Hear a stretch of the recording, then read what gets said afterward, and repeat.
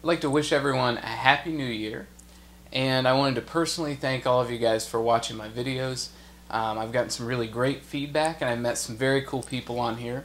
So thanks again, and be sure to check back for all the new content coming up. I've got more game reviews, more system reviews, more sort of esoteric audio and video equipment, and lots more to come. So I wanted to share with you guys a New Year's resolution of sorts. Now, I've been meaning to collect all of the games for a system and have a complete collection for a long time. And I keep, sort of going back and forth on which system I want to have a complete collection for, or which one would be the first one. And in most cases, the cost of acquiring a complete collection and also the sheer number of games that are made for most consoles makes it almost impossible to accomplish. So of course I'm going to have to, if I'm going to have a console that I have a complete collection for, it's going to have to be one with sort of a small amount of games, maybe kind of a niche console. So I thought about it for a long time, and I finally decided I'm going to go for the 32X. Now, I know a lot of you are probably sitting there right now thinking, why in the hell would you want to have a complete 32X collection? And also, isn't this an add-on? This doesn't really count as a system.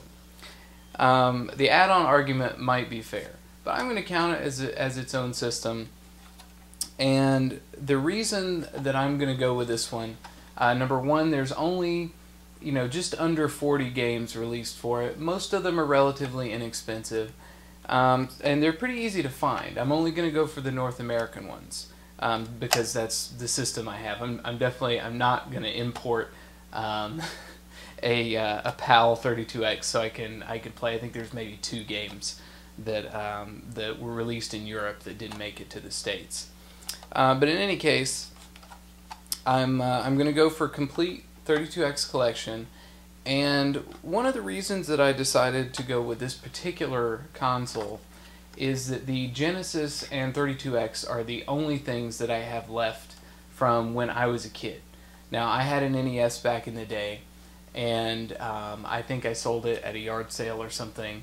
And I sold a lot of my games and everything, but my Genesis and 32X I've always kept. I kept all the games that I had when I was a kid. And I remember when this was about the time the Saturn came out and the 32X was kind of flopping. This is also the only console when I was a kid that I bought with my own money. They had marked it down, I think it was like maybe $80 or something like that at Kmart, and I put it on layaway. And so I paid for this myself, and the game I got with it was Knuckles Chaotix, which I think is actually a really good game. And then that Christmas, my family got me, honestly, I think it was all the 32X games they could find at any of the stores, because already at that point, it was pretty much on its way out. But to be honest, I was very happy with this purchase at the time. For a kid that was really too young to work, so I just took small jobs around the house or mowing people's lawns or those kind of things. This was something that I could actually afford. I couldn't afford the $400 Saturn that I wanted really bad. But this was something I could afford, and so, it's always had a soft spot with me, even though I know a lot of people really hate it. So, I'll kind of keep you guys updated as I build my collection. I'll also do some reviews of some of the games, some of the really good ones and some of the really bad ones. So, again, Happy New Year's to everyone, and thanks for watching.